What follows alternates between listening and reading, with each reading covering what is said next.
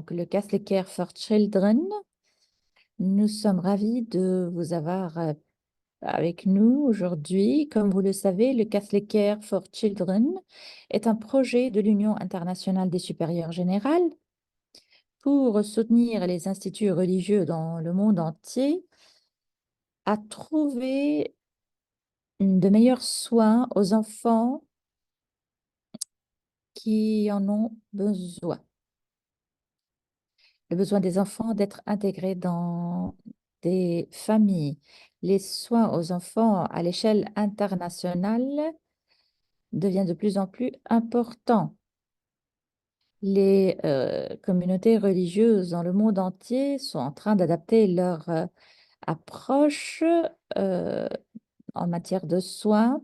Le Catholic Care for Children International offre donc des appuis et des supports aux sœurs pour s'entraider. Aujourd'hui, nous avons invité 4 chefs religieux euh, engagés à trouver les meilleurs moyens pour partager leur expérience. Avant de ne commencer, j'invite Sœur Solange à mener une prière. Sœur Solange est la responsable de communication au sein du projet de Catholic Care for Children. À vous la parole.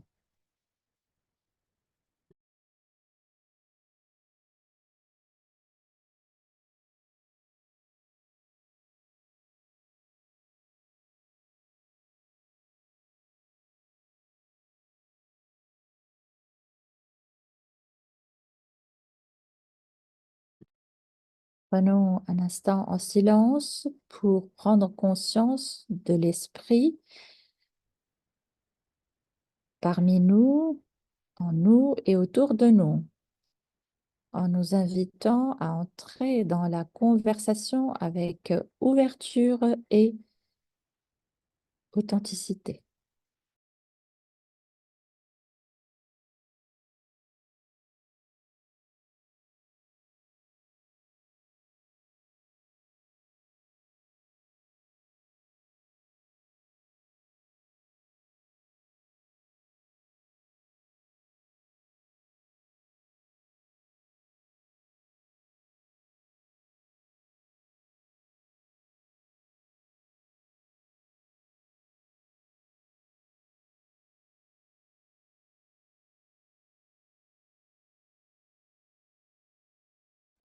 Au nom du Père, du Fils et du Saint-Esprit. Père éternel, ton amour pour tes enfants est infini. Ta miséricorde n'a pas de limite et ta compassion est éternelle. Nous te remercions et nous mettons ce moment de partage entre tes mains,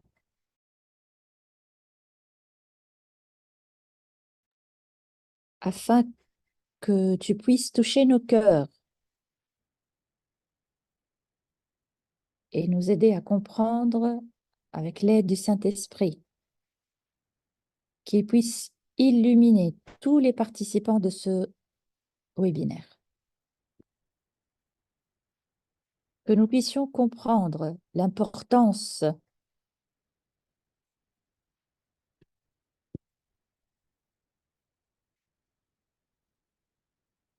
et les mérites de la transformation des services de soins, afin que par le biais de tous ceci, les enfants puissent grandir,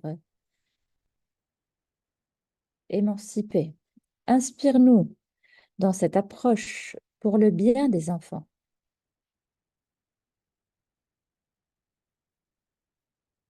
et pour ta gloire. Amen.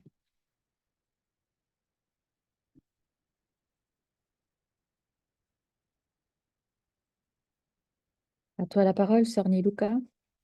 Merci, sœur Solange.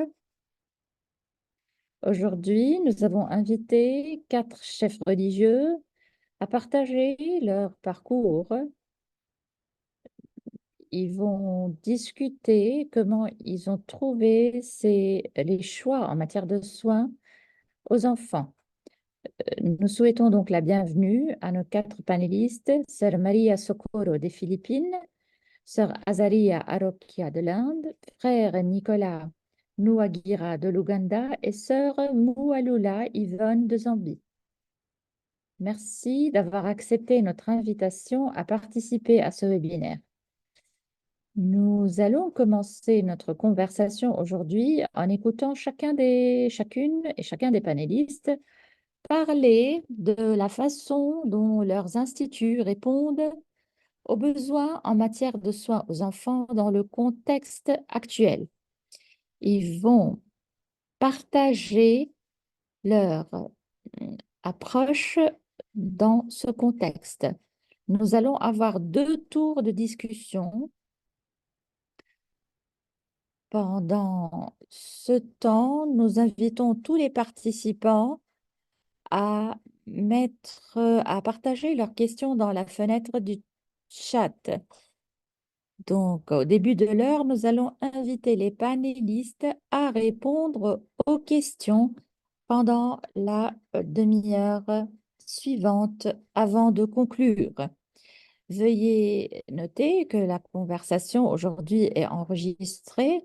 Nous allons partager les enregistrements en langue anglaise, française, italienne et espagnole pour ceux qui n'ont pas pu se rejoindre à nous. Nous allons commencer par une brève introduction de chacun des intervenants aujourd'hui. J'invite tout d'abord Sor Maria Socorro. Est-ce que vous pourriez dire brièvement qui vous êtes, ce que vous faites et où vous travaillez? Bonjour, bon après-midi et bonsoir. Je suis Sœur Maria Socorro Pilar Evidente, une fille de la Charité des Philippines. Actuellement, je suis la surintendante de toutes les institutions, centres, sous l'apostolat du bien-être social et du développement de la province de Sainte-Louise de Mariac-Azé. Aux Philippines, je suis responsable euh, et je suis des apostolats du bien-être, euh, un orphelinat, 2 centres et 2 maisons de repos. Euh, L'une des 2 maisons constitue un centre. Nous sommes donc engagés à travailler et à soutenir les familles qui sont dans notre entourage. Je suis également la personne désignée de la commission provinciale pour la sauvegarde des mineurs et des adultes vulnérables. Merci, chère sœur. Frère Nicolas, est-ce que tu pourrais partager brièvement ce que vous faites? Merci. Je suis frère Nicolas.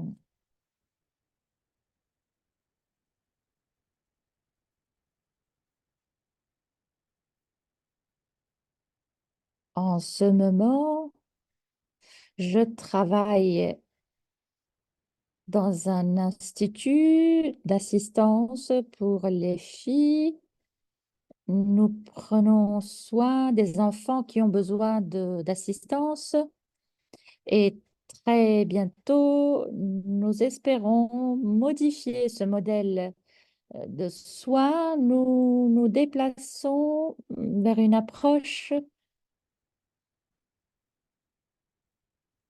pour pouvoir accueillir plus d'enfants, euh, quelque chose que nous avons déjà fait pour accueillir beaucoup et éviter qu'ils ne soient abandonnés. Je vais en parler plus en détail plus tard. Merci, frère. Je voudrais inviter maintenant Sœur Azarias. Veuillez vous présenter, Sœur Azarias.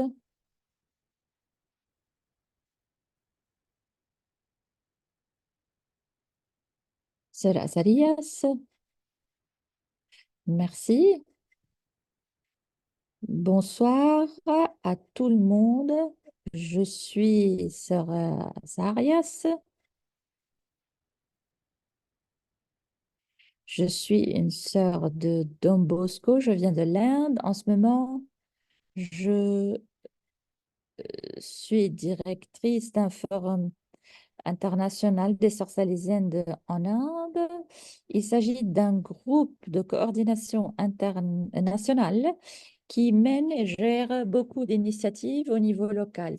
Nous sommes engagés dans le développement des initiatives qui s'occupent des soins aux jeunes, mais aussi à l'enfance, avec un regard particulier sur l'environnement. Nous nous concentrons particulièrement dans cette période à soutenir les enfants à risque. Nous nous engageons à renforcer les systèmes et les soins aux enfants. Et en Inde, nous avons 15 centres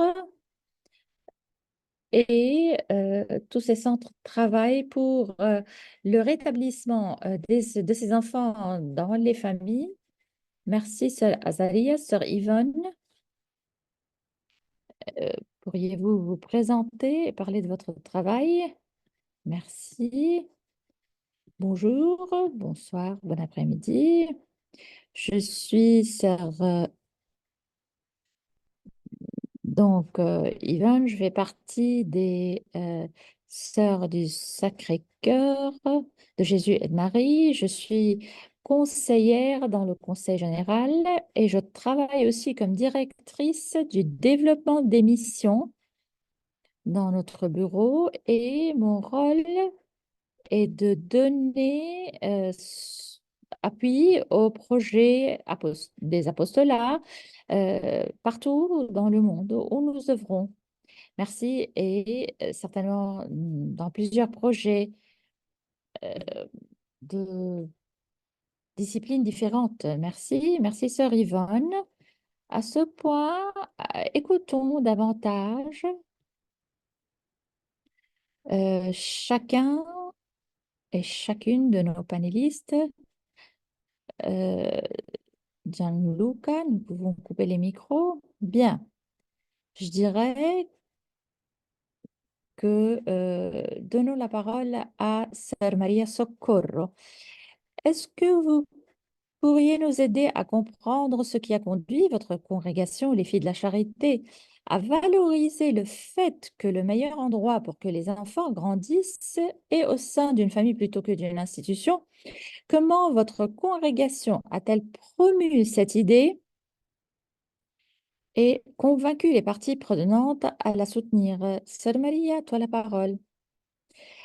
Alors, il n'y a aucun doute que la famille est le meilleur environnement pour que les enfants grandissent comme des êtres humains, car la famille peut offrir un soutien et une sécurité associés à un amour inconditionnel. Notre famille est la façon dont nous commençons à nous définir notre monde, nos valeurs. La famille est la base à partir de laquelle nous grandissons. Elle nous apporte du soutien, de l'encouragement, de l'amour, un endroit où retourner.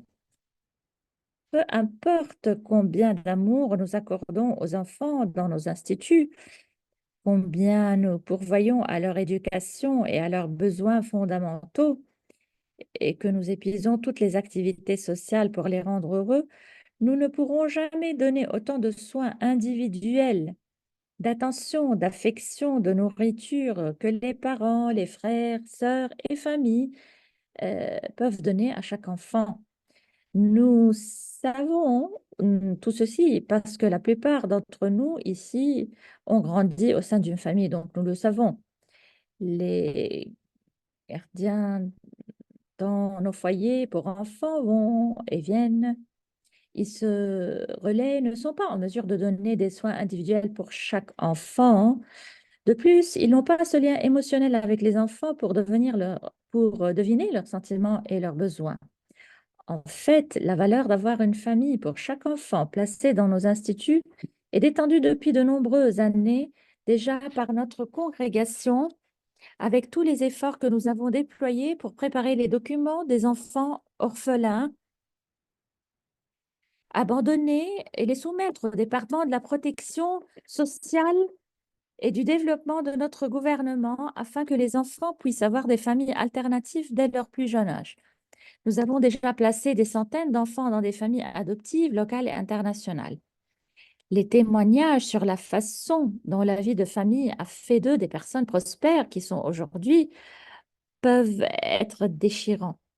Cela fait tellement du bien que nous avons pris les bonnes décisions de les lâcher, de les confier à des parents qui peuvent les aimer au-delà de ce que nous pouvons donner. Dans chaque cérémonie de soutien, nous admettons que notre amour pour les enfants ne pourra jamais être égal à ce qu'ils recevront de leurs nouveaux parents.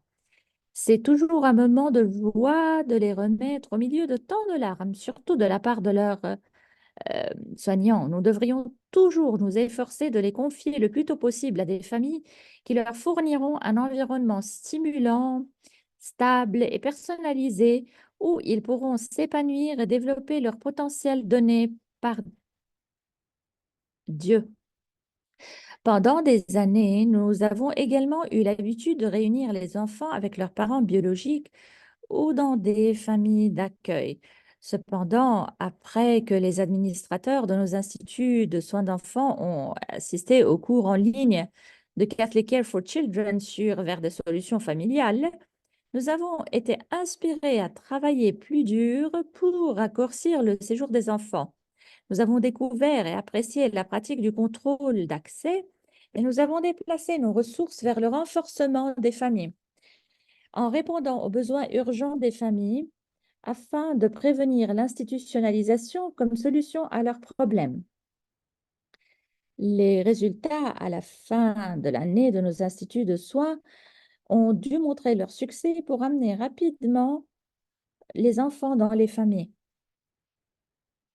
Il n'a pas été facile de convaincre nos parties prenantes de cette nouvelle orientation.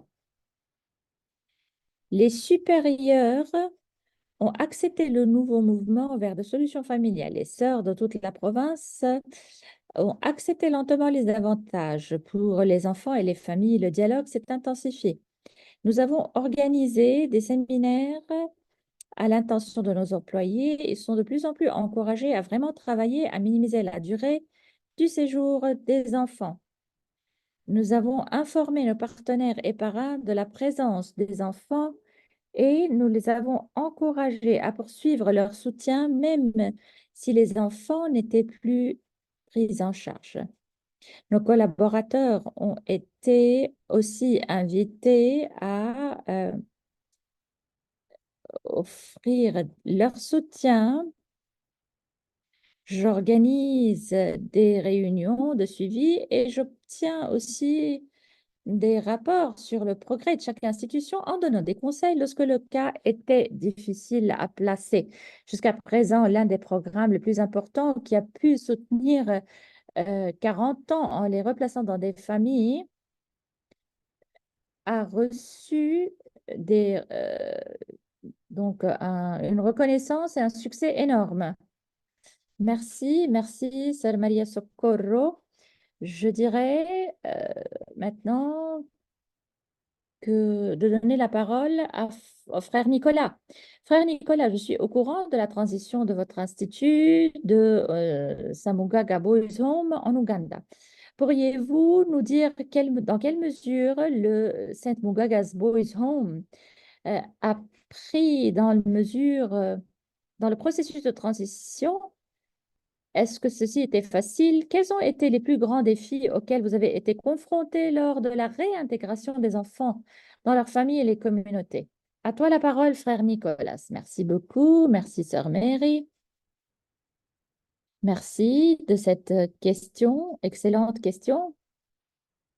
Euh, le processus de transition s'est effectué avec la préparation des responsables et leurs partenaires. Ceci a demandé la mise en place de beaucoup de cours ciblés sur l'appréciation des soins familiaux, des donateurs et des cours professionnels en travail social.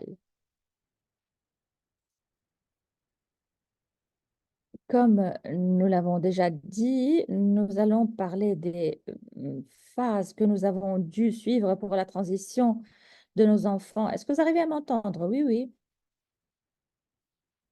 Nous avons commencé avec une phase de sensibilisation et dans cette phase, nous avons participé à des émissions radiophoniques, mais aussi à des webinaires et des rencontres locales. Donc, avec les émissions radio, il y avait beaucoup de travail important. Ceci a pu préparer les personnes et les communautés à soutenir cette transition et aussi pour nous aider dans notre travail. Ceci nous a été de grande aide parce que si les personnes ne sont pas informées, si on ne parle pas aux personnes, peut-être elles vont être contrariées à notre travail. Nous avons pu, par le biais de ces initiatives, parler avec les communautés, même aussi durant les émissions radiophoniques. Merci. Et grâce à eux, nous avons pu parler avec beaucoup de fonctionnaires et qui m'ont confirmé que notre voix se fait écouter. Nous avons pu vraiment faire passer notre message et nous avons donc porté en avant des pratiques d'évaluation de famille. Donc, nous devons préparer et former tout le monde de manière appropriée. Il y a des enfants qui veulent rentrer chez eux, d'autres enfants qui n'ont pas la même possibilité. Donc, on a travaillé sur les évaluations individuelles à la base des besoins de chaque enfant. Nous avons aussi travaillé pour retracer les familles. Tout ceci pouvait nous aider à comprendre si les décisions prises pour l'enfant étaient convenables. Nous avons aussi pu trouver les bonnes familles, les justes familles pour les enfants. Naturellement, certains enfants ont été placés dans des contextes communautaires. En plus, nous avons aussi travaillé pour les relations en famille. Comme vous le savez, les familles peuvent retrouver leurs enfants pour leur premier contact dans nos centres et l'enfant rencontre la famille de manière contrôlée. Ils sont toujours suivis. Et depuis ceci, nous sommes passés à la réunification. Ceci arrive avec une phase de préparation. Les enfants et leurs familles, on commence à recevoir des conseils, des orientations pour les préparer à se réunir. Il s'agit notamment d'établir des attentes réalistes et de résoudre tous les problèmes. Nous avons aussi travaillé à renforcer la réunification. Beaucoup d'enfants ont été séparés à la base à cause de la pauvreté. Donc, nous avons travaillé pour s'assurer que la famille et l'enfant vont être bien réunis ensemble. Nous avons donc, pour leur renforcement économique et de la famille, mis en place des programmes de formation afin que les familles donc établissent leur stabilité économique. Nous avons aussi mené des suivis réguliers sur la base de notre travail. Nous avons évalué s'il était le cas de continuer, que si le logement constituait un obstacle à la réinsertion, il était important aussi de voir L'aspect de l'âge, nous l'avons fait, nous avons mené ceci pour les enfants les plus petits, mais aussi les personnes les plus âgées. Donc, le but était toujours de rendre la famille et l'enfant toujours plus contents. Merci, merci, merci de nous avoir guidés pas à pas dans la phase de transition. Je voudrais maintenant parler à Sœur Assarias. Comment travaillent les communautés religieuses de l'Inde pour mettre donc les enfants, pour les placer dans leur famille? Donc, vos sœurs, les sœurs salésiennes de Don Bosco, répondent activement à la réforme des soins qui prend de l'ampleur à l'échelle mondiale. Quelles mesures votre congrégation a-t-elle prises pour rendre les soins pertinents dans le contexte actuel?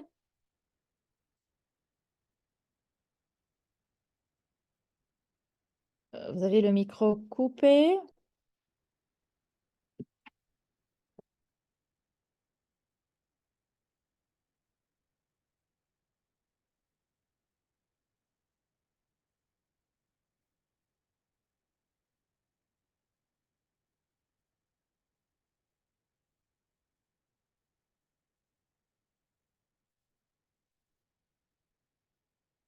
Donc, il y a un problème de son avec la sœur.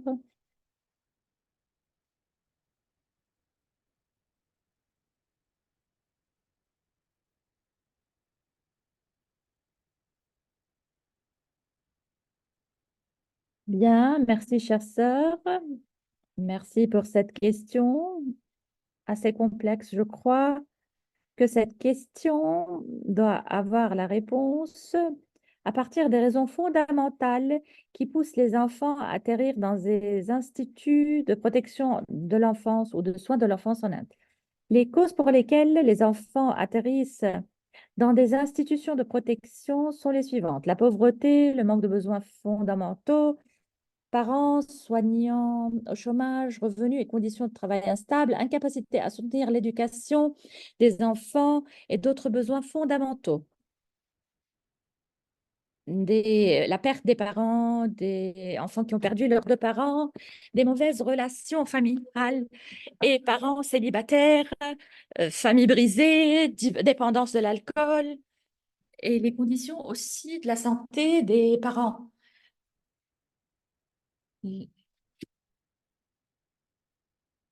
Le manque d'attention, l'abus des enfants. Les enfants sont identifiés par les travailleurs sociaux.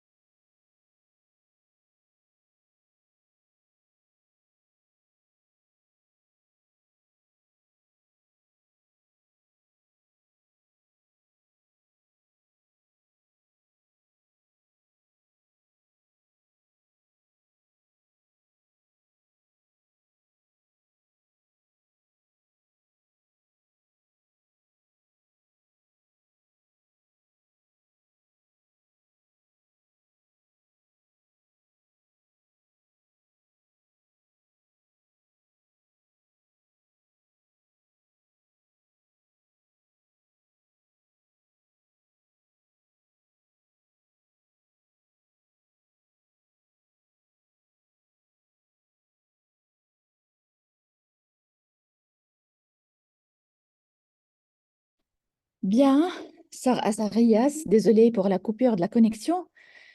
Sœur Yvonne, les sœurs du Sacré-Cœur de Jésus et Marie est engagée à servir les enfants avec handicap. Est-ce que vous pouvez partager comment votre congrégation est en train de travailler pour assurer le rétablissement des enfants dans leur famille et pour empêcher que ces enfants ne soient séparés dans le futur? Donc, quel type de programme vous mettez en place pour prévenir de ceci? Sœur Yvonne, à vous la parole.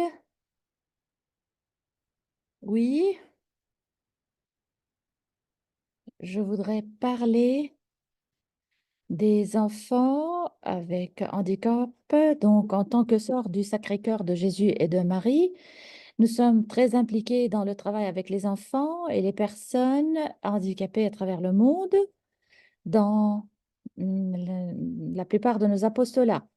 L'inclusion des personnes handicapées est l'un des domaines euh, d'intérêt de nos apostolats. Dans notre travail avec les enfants, les jeunes et les adultes euh, handicapés ou ayant des besoins spéciaux, nous défendons leurs droits en tant qu'égaux à tous, et donc puisqu'ils méritent une famille comme toutes les personnes du monde. Donc, dans nos programmes, dans nos interventions, nous essayons autant que possible d'engager les familles dans le soutien de nos clients, que ce soit dans les écoles ou les centres que nous gérons.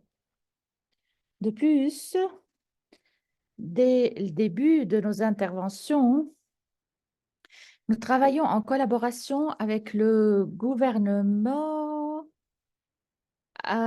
et nous collaborons avec d'autres intervenants qui ont des visions similaires et qui sont essentielles à ce genre de travail. Nous essayons donc de les faire participer. En Zambie et en Ouganda, par exemple, nous avons des écoles pour les personnes ayant des besoins spéciaux. Ce que nous avons fait pour essayer de faire en sorte que nos jeunes restent en contact étroit avec les familles, nous offrons les services suivants. Euh, L'internat hebdomadaire, c'est là où les enfants et les jeunes, en raison de la distance qui les sépare de l'école, sont amenés, pardon, le lundi matin par leur famille, puis récupérés vendredi après-midi. Cela exige un engagement de la part des familles. Si cet accord n'est pas rompu, s'il n'est pas pris à la légère, de sorte qu'il y ait une bonne coopération, et cela fonctionne depuis des années maintenant. Parfois, nous avons aussi dans nos programmes en Ouganda et en Zambie, et aussi aux Philippines en quelque sorte, nous avons des prises en charge quotidiennes. Nous avons donc un arrangement avec les familles où nos jeunes sont pris en charge par nos bus tous les matins et amenés aux écoles ou au centre. Aux Philippines, dans les après-midi, donc au soir, ils sont ramenés donc dans ces points où leurs familles peuvent les récupérer. Aux Philippines aussi, nous avons un centre d'accueil de jour où les personnes euh, handicapées viennent pour apprendre, pour acquérir des compétences sociales, pour se préparer aussi à l'emploi, à une vie indépendante. Donc, les familles sont impliquées et c'est une décision consciente pour les deux parties, pour nous et pour les familles, parce que nous savons euh, que nos jeunes sont négligées, ignorées dans la mise en place des législations. Nous essayons en quelque sorte de, euh, d'assurer une éducation à domicile pour les personnes qui ont beaucoup de problèmes. Donc, nous assurons des collaborations, des interventions avec les familles, les bénévoles, y compris les écoles, les cliniques, pour fournir le soutien nécessaire à nos enfants et aux jeunes handicapés. Donc, l'intervention est menée à leur domicile. Et donc, les familles donc sont formées pour savoir comment soutenir, assister leurs enfants dans leur développement. Merci. Merci, sœur Yvonne. Nous avons complété le premier tour de questions et je vous remercie. Je remercie tous les panélistes qui ont donné leur input. Nous allons commencer maintenant le deuxième tour de questions. J'invite nos participants à partager les questions dans le chat. Donc, de partager vos questions aux panélistes dans la fenêtre du chat. Donc, ma question est pour Sœur Maria Socorro. Sœur Maria, quels sont les deux principaux obstacles auxquels les filles de la charité ont été confrontées dans le processus de conquête des sœurs et des esprits des personnes pour la réforme des soins et comment vous les avez surmontés?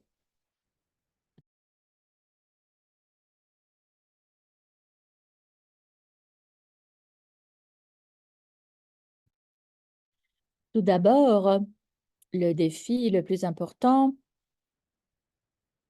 est le changement des travailleurs sociaux où on a besoin de les former, encore une fois, mm, mm, pour renforcer aussi la confiance avec les familles. Et aussi, nos bienfaiteurs, nos donateurs continuent à euh, chercher la présence physique des enfants et les enfants eux-mêmes aiment rester donc longtemps dans les instituts parce qu'ils sont bien traités, ils reçoivent des cadeaux, ils sont bien nourris. Donc pour les enfants, il est difficile de les faire comprendre qu'ils doivent rentrer chez eux dans leur famille. Certains de nos personnels sont particulièrement soucieux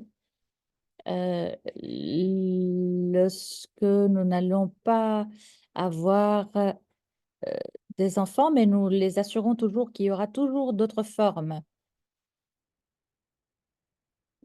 Donc, pour les enfants qui sont abusés, c'est toujours plus difficile. Encourager aussi les familles que les services communautaires seraient plus bénéfiques pour leurs enfants. Ceci aussi constitue un défi. Nous continuons à les assurer que le soutien sera assuré, certainement. Donc, le besoin pour une sécurité économique, euh, nous sommes toujours dans le processus d'impliquer, d'engager plus de donateurs en promouvant l'idée que la stabilité économique des familles est importante. C'est tout. Merci. Ma question est au frère Nicolas. Frère, vous avez mentionné que le foyer de Sainte Mukaga a réussi le transfert de 93% des cas. Est-ce que vous pouvez garantir que tous les cas que vous réintégrez ne retournent pas dans les institutions? Quel est le secret de ce succès?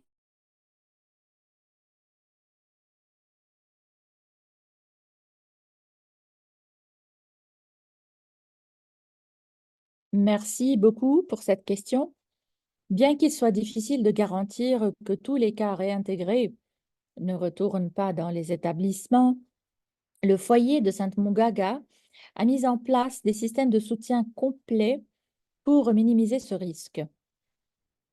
Notre succès repose sur une approche multidimensionnelle qui comprend une évaluation approfondie de l'enfant, une planification de cas, une recherche approfondie des familles et des évaluations de l'état de préparation, des visites régulières aux familles et des séances de rapprochement, des programmes de renforcement économique ainsi que des visites et de suivi et une surveillance continue. De plus, nous nous concentrons sur l'engagement communautaire, la réduction de la stigmatisation, en assurant un soutien émotionnel, psychologique aux enfants et leurs familles. Ce cadre holistique et de soutien est la pierre angulaire de notre taux de réussite élevé dans la transition des enfants vers leur famille et leur communauté. C'est tout. C'est tout ce que nous avons fait. Merci.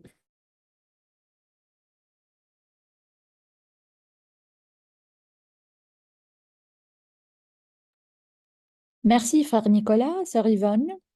D'après votre expérience, quelles sont les deux principales raisons pour lesquelles les enfants handicapés sont séparés de leur famille?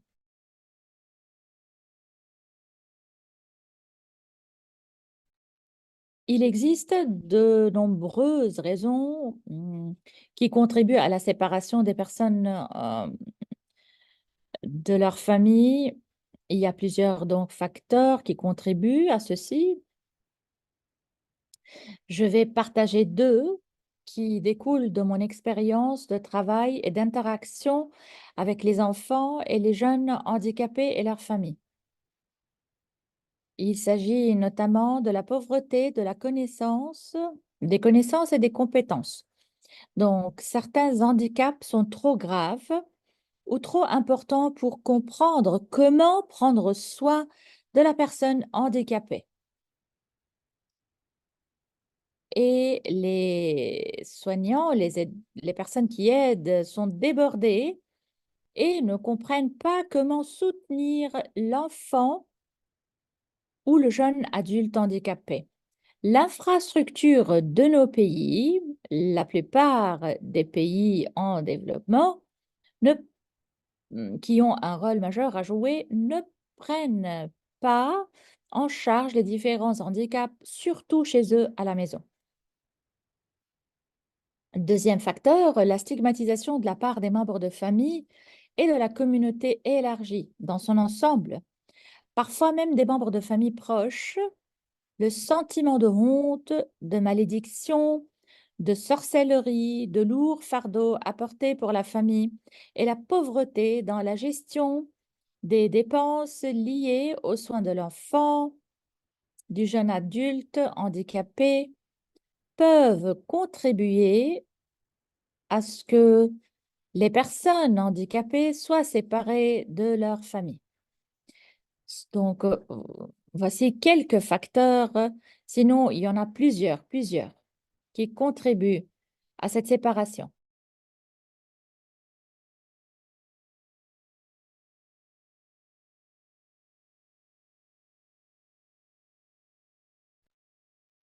Sœur Azarias, lorsque nous avons préparé ce webinaire, tu avais parlé de deux échelles. La méthodologie Thrive Scale et la méthodologie Happy Childhood Scale, donc enfance joyeuse, contente. Est-ce que vous pouvez expliquer davantage? Oui, les instituts de soins aux enfants adoptent donc cet outil donc pour planifier et superviser la réintégration afin que l'enfant et la famille soient rétablis en famille. Donc, cet outil aide justement afin que la famille et l'enfant soient en sécurité, heureux et prospères. Cette échelle Thrive se concentre sur 5 domaines du bien-être: physique et santé mentale, éducation, famille et relations sociales, finances et conditions de vie. Donc, à l'aide nos instituts mm, de soins aux enfants adoptent cette échelle pour aider aussi la mise à jour des méthodes d'évaluation. Nous avons créé maintenant cette échelle pour tous nos instituts et ceci a fait que nous avons dû identifier des moyens. Nous avons mené une étude, une évaluation de risque et nous avons mis en place donc cette échelle de l'enfance heureuse. Nous l'avons donc inventée et le processus principal de réintégration est doit être mesuré de manière constante à l'échelle nationale. Donc, comme il y a des règles à suivre. Donc, nous essayons de d'évaluer selon des données précises. Donc, cette échelle de l'enfance heureuse se base sur les 5 piliers, euh, les relations sociales, la finance, l'éducation, comme l'échelle précédente. Et nous essayons donc d'identifier des marqueurs différents pour mesurer le progrès réalisé et pour évaluer aussi hum, les conditions pour permettre aux familles d'affronter les problèmes. euh, Comme il y a des familles qui peuvent donc mener des risques. Et nous continuons donc à travailler dans le suivi du bien-être des enfants. Ce sont des outils que nous adoptons à l'échelle nationale. Nous, nous nous assurons que tous les besoins fondamentaux des enfants soient assurés. Nous essayons de les réintégrer dans des programmes de soutien. Nous essayons de les aider à surmonter les crises et les enfants à prendre des décisions importantes pour leur vie. Comme ça, ils sont plus indépendants à résoudre leurs problèmes. Et aussi dans la gestion du stress et de l'alimentation, nous menons aussi des conseils auprès des familles. Ce sont les interventions, les initiatives que nous menons en essayant donc d'appliquer ces outils pour soutenir le bien-être des enfants. Merci. Merci, sœur Yvonne. Nous avons à ce point complété les 2 premiers tours de conversation et je voudrais maintenant donner la parole à nos participants. J'invite Nicole Moreau à choisir les questions et partager et les proposer donc à tout le monde. Nicole Morand est consultante du projet Catholic Care International. À vous la parole. Je suis ravie d'être avec vous. Il est difficile de sélectionner. Il y avait une question de la part de sœur Amy et elle demandait, elle était soucieuse par rapport aux défis économiques et, et comment les familles sont équipées pour y faire face. Peut-être vous pouvez partager vos expériences.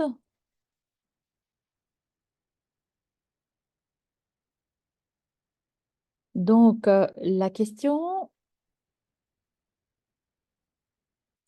C'est une question à tout le monde. Comment vous faites face aux défis? Je vais essayer de répondre à la question. Comme nous l'avons déjà dit, les défis économiques sont les facteurs principaux pour lesquels les enfants sont séparés de leur famille. Vraiment, c'est le facteur principal.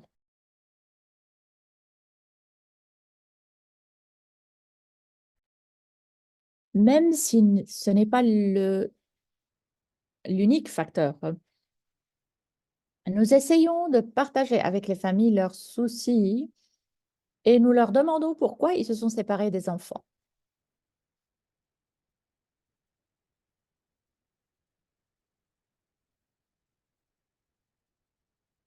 Bien, bien, oui.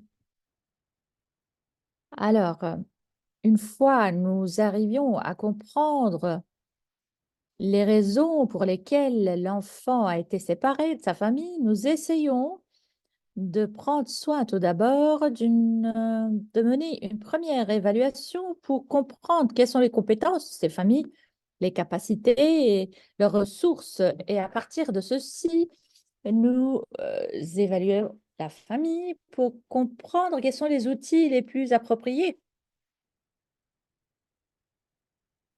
Si nous voyons qu'une famille est pauvre, mais a des ressources, nous pouvons voir qu'une réintégration de l'enfant est importante. Si par exemple la famille a une sécurité alimentaire, nous essayons de trouver des moyens. Nous cherchons des solutions pratiques. Nous n'arrivons donc, nous demandons aux familles, qu'est-ce que vous pouvez faire pour résoudre ces problèmes?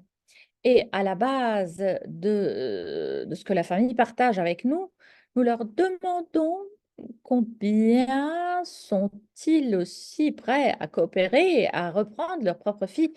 Et nous essayons de travailler avec eux pour le succès de la réintégration, le rétablissement de l'enfant. Et à partir de ceci, ils peuvent donc lancer les propres activités.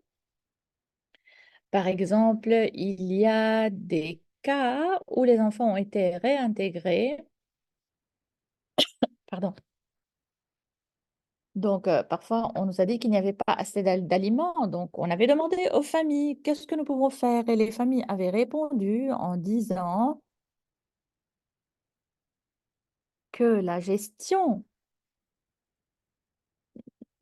que la personne qui gérait leur maison était assez âgée et ne pouvait pas prendre en soin leurs besoins. Mais il m'avait dit également qu'ils avaient la possibilité d'utiliser des appareils spécifiques et pour travailler la terre.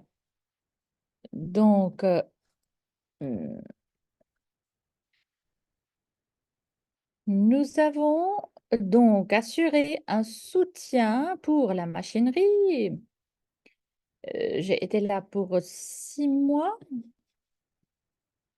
avec le soutien de Catholic Care for Children de l'Ouganda et nous avons vu que le contexte était assez complexe et qu'il n'y avait pas assez d'accès aux produits alimentaires. Donc, après avoir identifié le problème et après avoir compris quelles peuvent être les solutions, nous avons poussé les familles à entreprendre des actions. Ceci a fait que pour certaines familles, nous avons pu penser à des solutions temporaires, d'autres plus contemporaines, plus constantes. Donc, merci, merci de la réponse. Il y a une autre question de la part de sœur Maria. Je voudrais savoir quelles sont donc les règles qui ont été suivies, Quelles sont les mesures qui ont été adoptées pour garantir cette transformation? Sœur Maria, comme je disais, la première chose que nous avons menée, après avoir complété le cours, était de demander à notre administration de mener des formations approfondies, particulièrement pour les travailleurs sociaux, pour leur faire comprendre que la transformation qu'il fallait mener dans nos systèmes était importante. Ça était difficile parce qu'en tant qu'administrateur, nous manquons de compléter notre tâche. Nous sommes désolés pour beaucoup de choses que nous avons effectuées, mais nous devons aussi prendre en considération beaucoup d'éléments que nous avons négligés dans le passé. Nous sommes maintenant tous orientés et convaincus, et aussi, nos superviseurs aussi, combien il est important de garantir le bien-être des enfants. Et comme ça, nous essayons de retrouver les ressources et l'aide communautaire et en sachant que nous pouvons utiliser des ressources lorsque ceci est possible. Nous mettons les enfants en contact avec les familles aussi pour faire face aux problèmes que nous avons un peu traités dans le premier tour de questions. Parfois, il y a des personnes dans le quartier, dans les communautés, dans les villes qui peuvent nous aider à répondre à d'autres besoins. Mais je suis contente que dans le dernier rapport que j'ai reçu de nos instituts, les 2 dernières années, ou bien il y a un an, on a toujours reçu plus d'enfants. Donc, je crois que nous sommes tous convaincus en tant que sœurs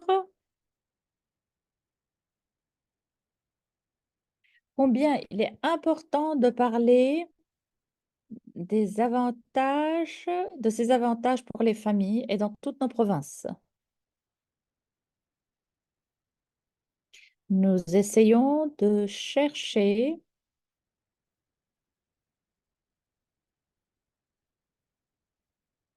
de faire notre travail au sein des instituts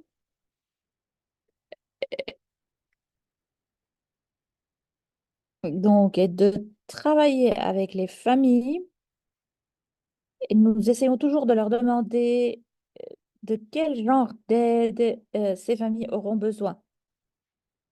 Il est très important de savoir quelles sont les ressources et les communautés nous pouvons nous occuper des besoins. Il est aussi important d'avoir une ressource financière stable, une somme stable de la part de nos bienfaiteurs. C'est la première chose donc qui est importante pour convaincre nos bienfaiteurs, c'est le soutien continu que nous assurons aux enfants. Même si beaucoup d'enfants sont replacés dans leur famille.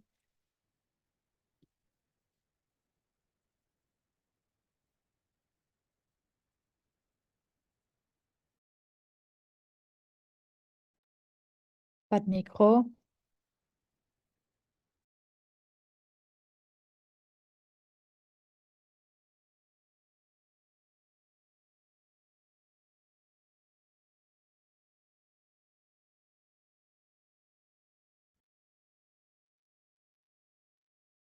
Merci.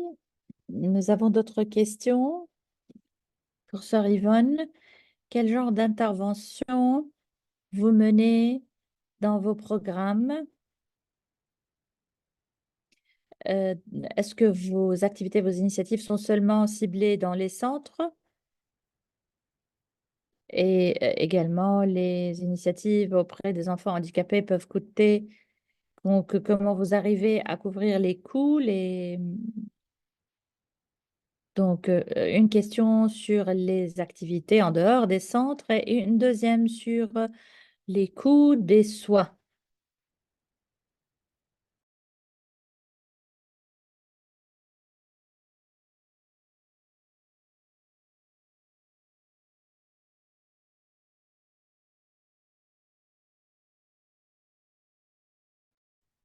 Je ne suis pas sûre que nous recevons sœur Yvonne. Peut-être.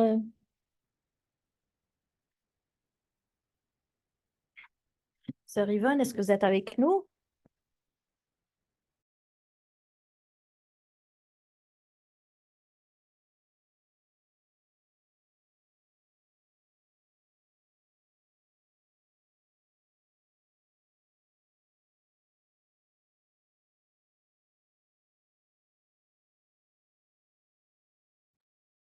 Est-ce que vous arrivez à m'entendre? Oui.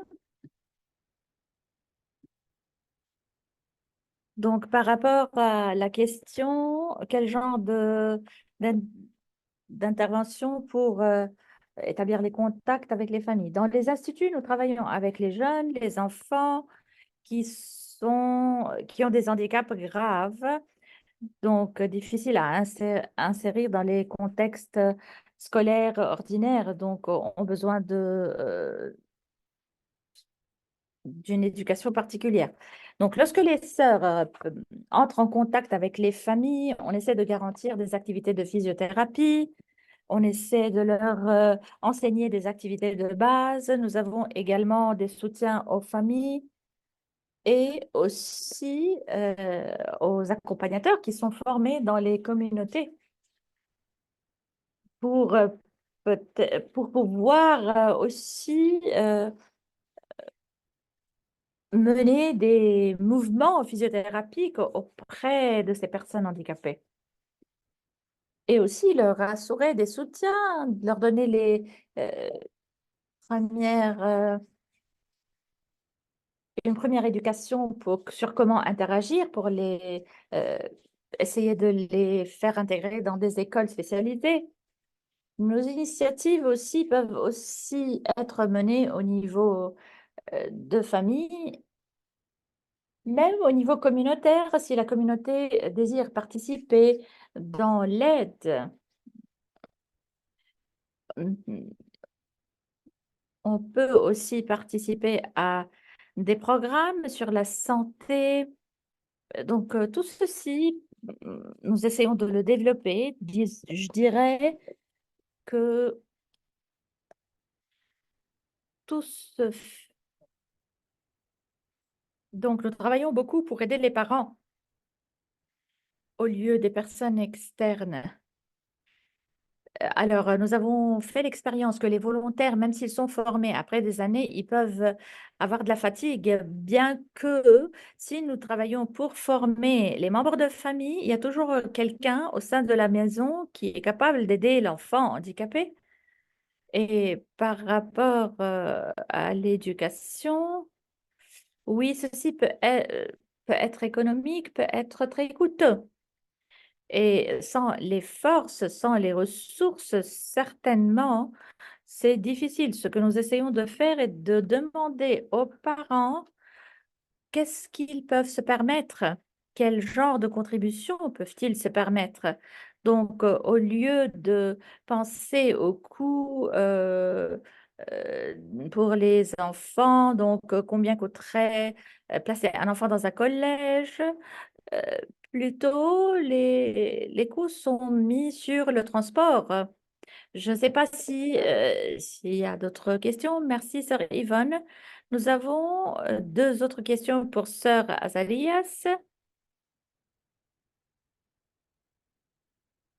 Quel genre de coopération vous voyez donc pour soutenir votre mission? Quel est le rôle du gouvernement et comment peut-il soutenir le travail des congrégations? Une autre question ensemble. Quelles sont les lignes directives à suivre pour insérer les enfants dans leur propre famille? Merci pour les questions. Le rôle du gouvernement. Comme vous le savez,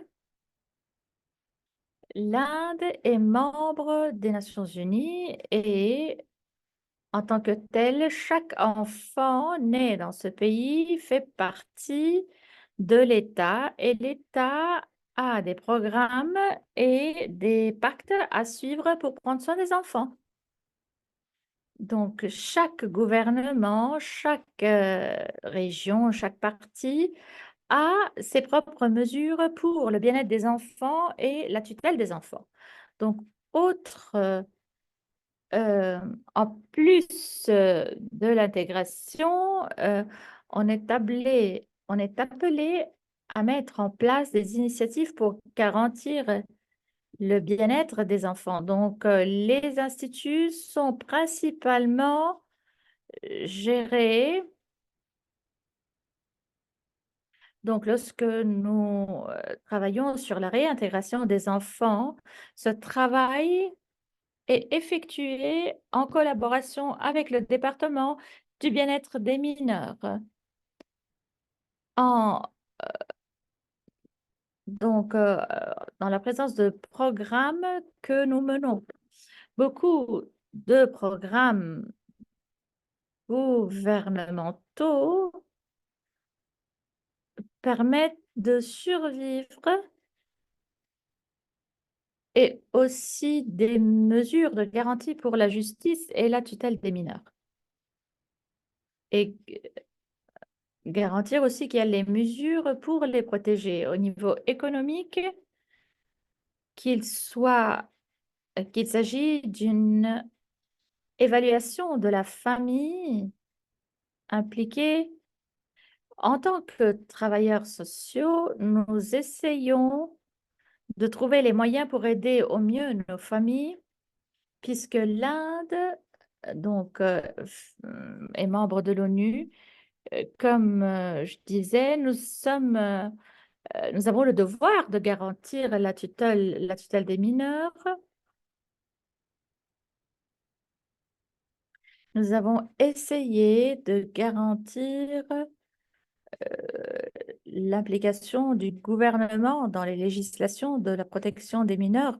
Nous avons également des structures et des comités pour la tutelle de l'enfance qui travaillent à niveau local, qui sont en contact étroit avec le département du bien-être.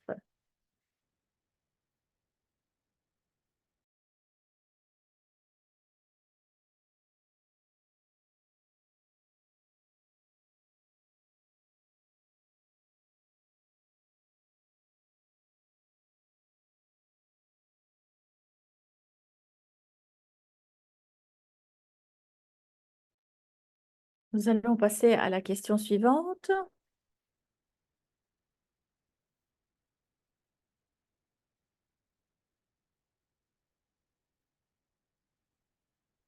Mais je crois que Sœur Azaria a déjà répondu aux questions de nature financière. Travailler pour la réforme des soins aux enfants exige des dépenses. Donc, est-ce que les ressources arrivent de bienfaiteurs locaux ou internationaux? Alors, qui désire répondre à cette question parmi les intervenants, les panélistes? Bien, pour nous,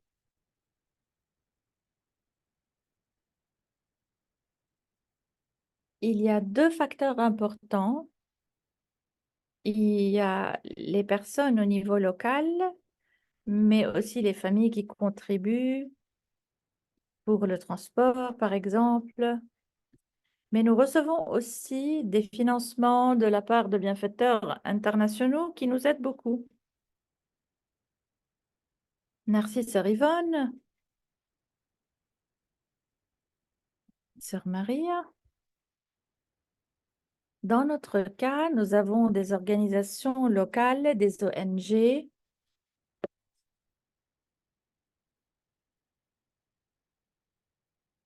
qui interviennent lorsque nous avons des nécessités particulières dans nos instituts.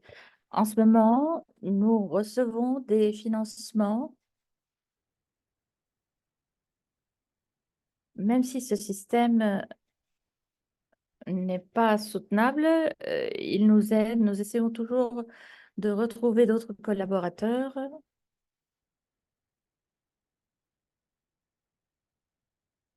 Dans notre cas, certains sont internationaux,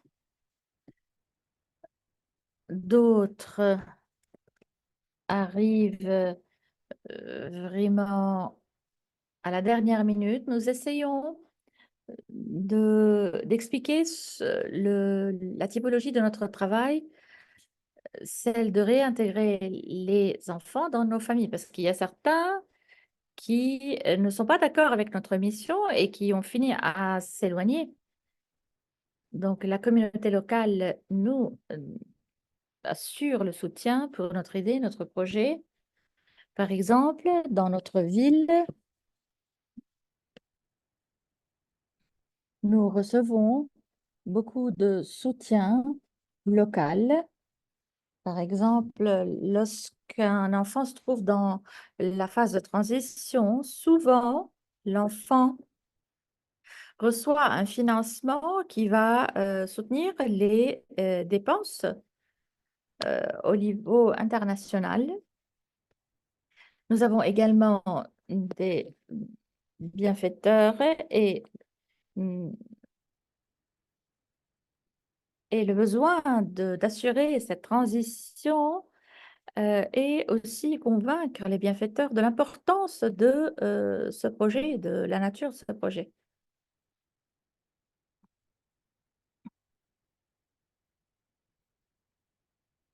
Je contrôle la fenêtre du chat pour voir s'il y a d'autres questions. Travailler avec les gouvernements est fondamental. Quels sont les coûts que vous devez soutenir en travaillant avec le gouvernement? Est-ce que vous pouvez ajouter quelque chose par rapport à ceci?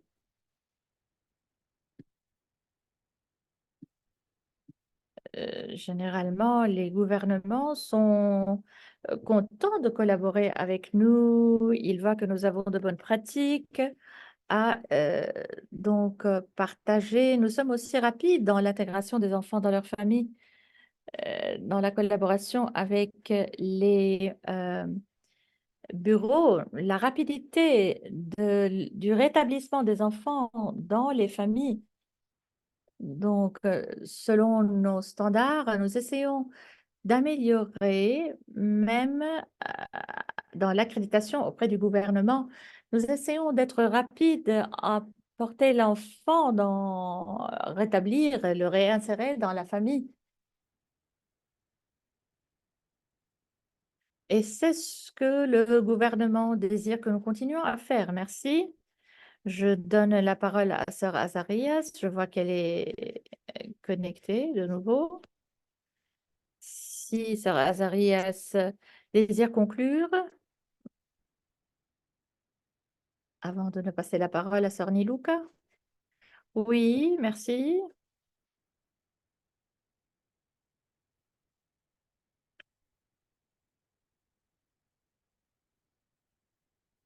L'Internet ne fonctionne pas.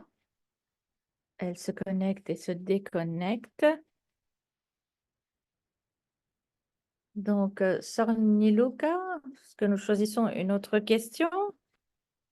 Oui, nous avons une autre question pour le frère Père Nicolas. Combien d'enfants sont soignés auprès de la maison Saint Boys Home?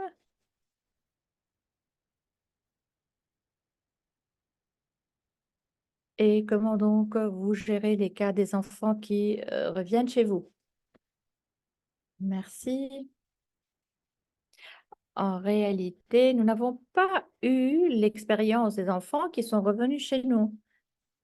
Certainement, ils seront accueillis à nouveau, mais le travail se fait pour qu'ils restent en famille. certainement, nous laissons, nous cessons donc d'accueillir quand les enfants sont bien préparés, donc quand le rétablissement en famille est conclu. Donc, nous assurons toutes les thérapies importantes et aussi éviter, particulièrement dans les situations d'abus, nous essayons de garantir les moyens afin que les familles travaillent pour la tutelle des enfants. Nous avons créé plusieurs structures et systèmes pour la sauvegarde et la protection de l'enfant. Tout ceci est très utile pour réintégrer les familles, les enfants dans leur famille. Merci, sœur Azaria. Merci d'avoir répondu à cette deuxième partie de la question. Et merci d'avoir aussi surmonté les difficultés techniques.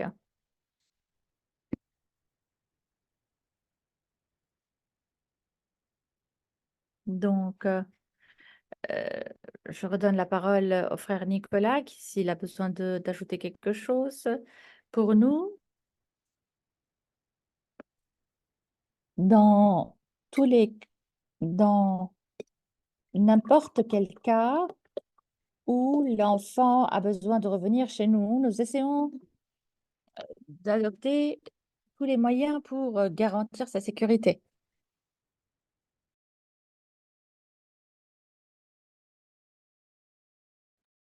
Une fois, un enfant a été placé dans un institut, dans un orphelinat, hein, et dans ce cas, il a vécu très bien. Et un autre père de famille, en écoutant ceci, nous a demandé si cette solution était possible pour son enfant. Nous lui avons dit absolument non, parce que là, dans ce cas, une famille existait.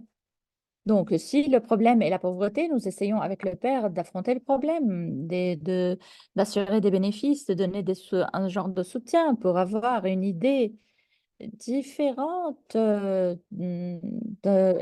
mentalité différente au sein de famille. Merci, frère Nicolas, d'avoir partagé. Et je redonne la parole à sœur Nilouka. Merci, Nicole. Merci d'avoir facilité ce moment de questions et réponses. Sœur Solange, merci, sœur Nilouka.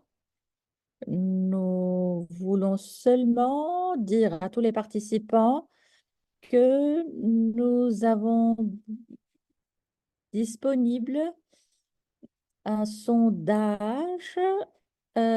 Donc, pour compléter votre évaluation suite à ce webinaire, vous allez voir tout de suite les questions. Vous êtes invité donc à choisir les réponses. Et une fois, cliquez sur soumettre, soumettre ou submit ou finir.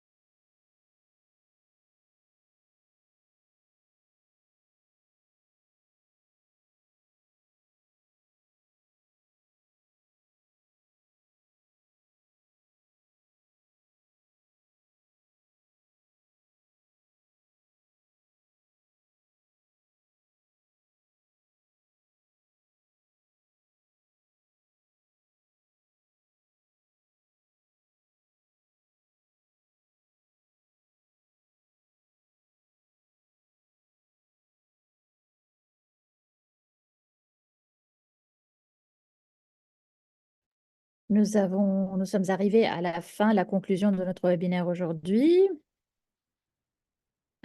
J'ai quelques informations à partager avec vous. Merci.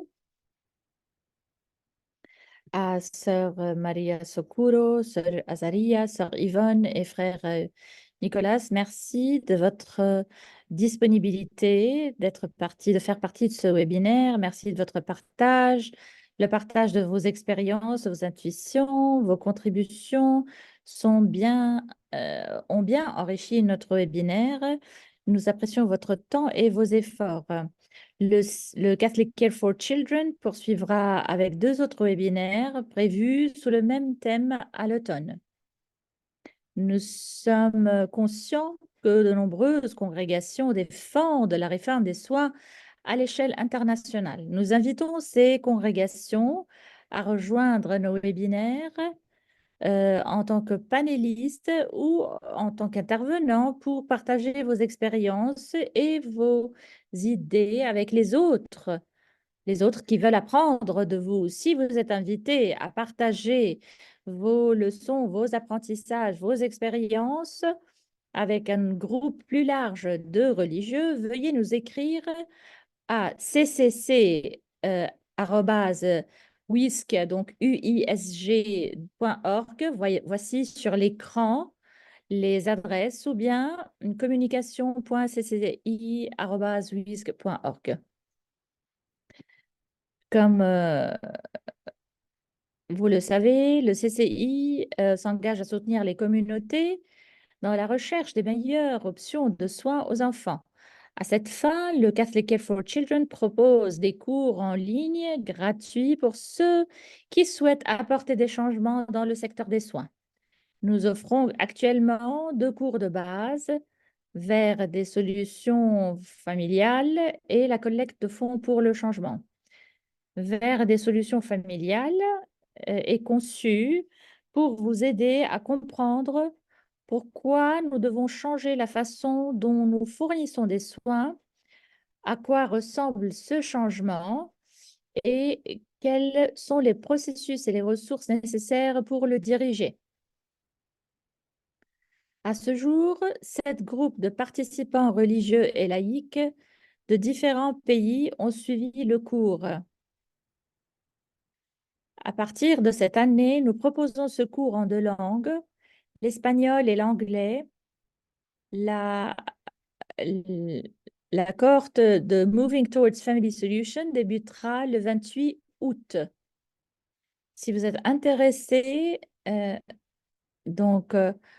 à apprendre et à établir des liens avec des personnes qui passent des soins en établissement aux soins familiaux et communautaires, il s'agirait d'une excellente occasion d'apprendre auprès d'experts et de pairs. Nous avons également élaboré un autre cours, la collecte de fonds pour le changement, afin d'habiliter des communautés religieuses à acquérir les compétences nécessaires à la transition des soins. Donc, nous vous invitons à saisir ces occasions pour mettre à jour vos connaissances et vos compétences afin de rendre vos ministères aux soins de l'enfance pertinents dans votre contexte. Pour plus d'informations sur nos cours, veuillez visiter notre site web catholiccareforchildren.org. Tous les détails du cours se trouvent dans la section formation sur notre site web. Donc, notre site web est disponible en 4 langues, anglaise, espagnole, française et italienne. Nous nous excusons de ne pas pouvoir répondre à toutes vos questions en raison de contraintes de temps. Cependant, nous vous encourageons à nous faire part de vos questions et nous ferons de notre mieux pour les transmettre à nos panélistes et vous fournir leurs réponses. Merci à vous tous pour votre participation attentive. Nous avons hâte de vous voir lors de notre prochain webinaire. Que Dieu vous bénisse. Merci à tous. Merci beaucoup.